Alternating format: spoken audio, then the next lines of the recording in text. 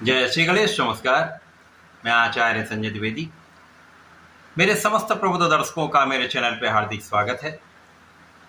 प्रिय दर्शकों, आज मैं सेनापति मंगल के राशि परिवर्तन प्रभाव को लेकर आपके सम्मुख उपस्थित हूँ।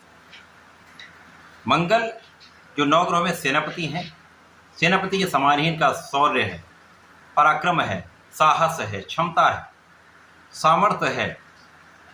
मंगल ऊर्जा के स्रोत हैं तथा सैन्य क्षमता तथा खेल जगत के कारक मंगल है। मंगल रक्त के भी कारक है। मंगल का परिवर्तन अपनी नीच राशि से सूर्यदेव की राशि में होने जा रहा है। प्रिय दर्शकों, 7 जून को जब यह परिवर्तन होगा तो मंगल मित्र की राशि में होकर अत्यंत बलवान स्थिति में आने वाले हैं। परंतु यहाँ पर पहले से ही केतु का गोचर चल रहा है, जिसके कारण मंगल और केतु की युति का प्रभाव होगा तथा उस पर राहु की दृष्टि का प्रभाव होगा, जिसके कारण ये जो गोचर होने वाला है, जो 51 दिनों का गोचर काल है, वो अत्यंत महत्वपूर्ण भी है। कुछ विशेष योग भी बनाने वाला है और कहीं ना कहीं कुछ समस्या भी देने वाला है। आज मैं तुला राशि के लिए मंगल के राशि परिवर्तन का, इस प्रबल अंगारक दोष का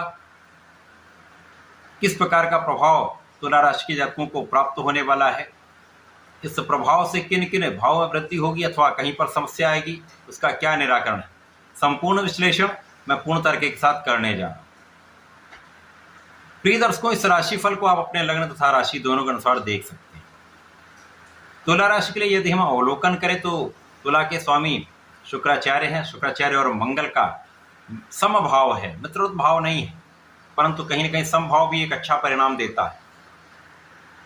तुला राशि के लिए यदि हम अवलोकन करें तो धन भाव के स्वामी मंगल हैं तथा आपके लिए सप्तम के स्वामी सप्तमेश तथा धनेश का गोचर आपके एकादश भाव, जो कि लाभ का भाव है, वहां पर प्रारंभ होने वाला है।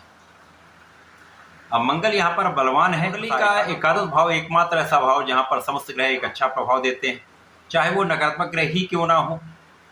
अब मंगल जो बलवान स्थिति में मित्र की राशि में होकर एकादश भाव में होंगे तो महाबलवान योग बनेगा, परंतु यहाँ पर प्रबल अंगारक दोष भी बन रहा है, जिस पर राहु की दृष्टि का प्रभाव है। इस समय में आपके अंदर ऊर्जा तो निश्चित रूप से अच्छी रहने वाली है। इस समय में आपके जीवन साथी से आपको लाभ प्राप्त होगा। इस समय आपको साझेदारी से लाभ प्राप्त होगा। इस समय यदि आप साझेदारी में कुछ व्यवसाय करते हैं, कुछ व्यापार करते हैं, कुछ प्रोफेशन में हैं, तो यहाँ पर आपको लाभ निश्चित रूप से मिलेगा। परंतु यहाँ पर कुछ मतभेदों की संभावना भी है, जहाँ पर आपको समन्वय बनाना होगा, कोऑर्डिनेट करना होगा।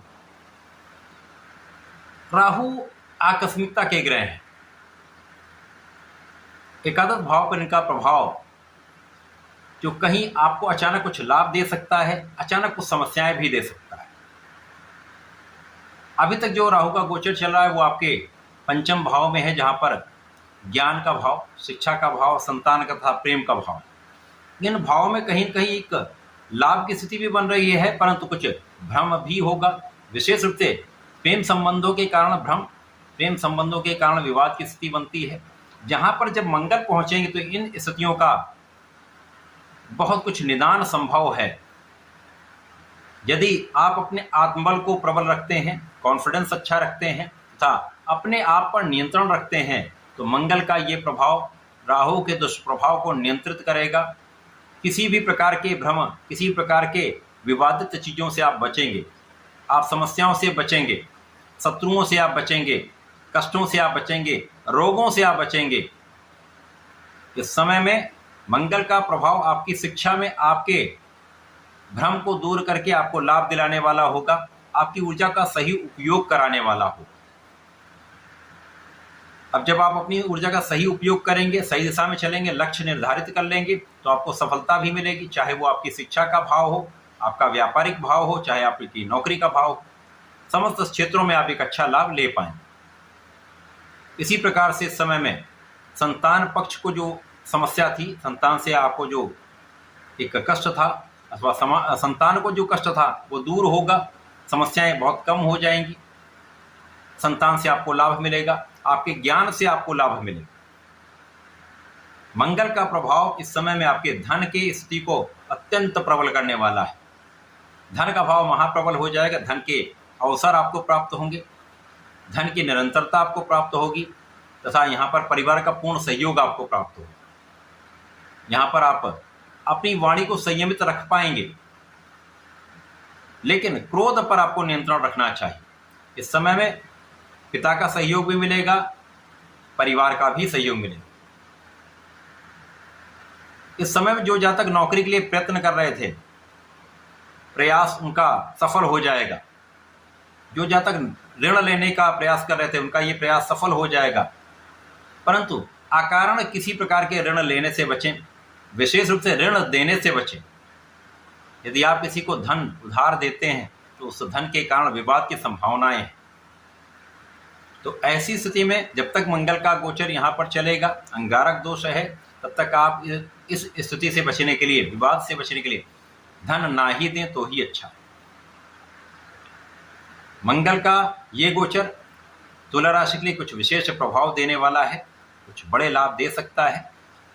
यहाँ पर आपकी भ्रम की स्थिति को कम करके आपको नियंत्रित करने वाला ये समय है। अंगारक दोष को बैलेंस करने का ये समय। इस समय में आपको नियमित रूप से भगवान संकट मोचन की शरण में रहकर ओम हम हनुमताय नमः का 27 बार जप नित्य करना चाहिए। प्रत्येक मंगलवार को हनुमानाष्टक का 7 बार पाठ कर लें, आपके कष्ट दूर हो जाएंगे। इस समय का आप सही उपयोग सही दिशा में कर पाएंगे।